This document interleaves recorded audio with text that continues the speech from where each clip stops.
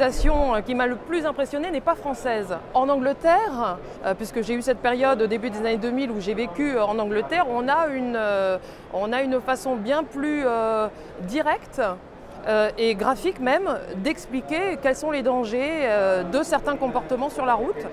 Et j'avoue qu'une campagne en particulier où on voit 4 jeunes filles dans un véhicule qui conduisent sur une autoroute et qui envoient des textos et répondent à des textos en même temps, et l'accident qui s'ensuit m'a profondément marqué.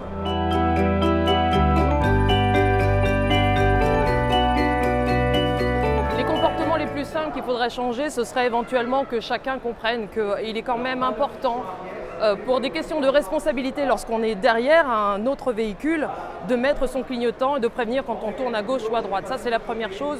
Prendre son temps, respecter les limitations de vitesse, respecter l'espace entre chaque véhicule, ça permet et d'arriver à bon port et puis surtout de ne pas se retrouver dans un accident.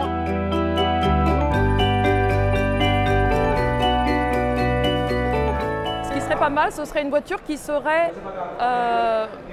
plus ou moins pilotée, peut-être géolocalisée, géocontrôlée, et qui permettrait de techniquement empêcher une voiture de provoquer un accident. Si on a envie de s'éclater au volant, autant prendre sa voiture, aller sur un circuit, prendre un forfait et puis s'éclater.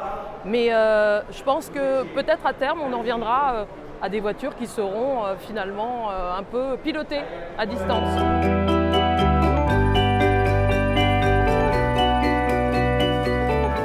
Le premier, c'est de respecter les limitations de vitesse. Parce que double peine, éventuellement un accident et éventuellement une amende. Voilà, je pense que ça n'en vaut absolument pas le coup. Somme toute, le but est d'arriver à bon port et entier.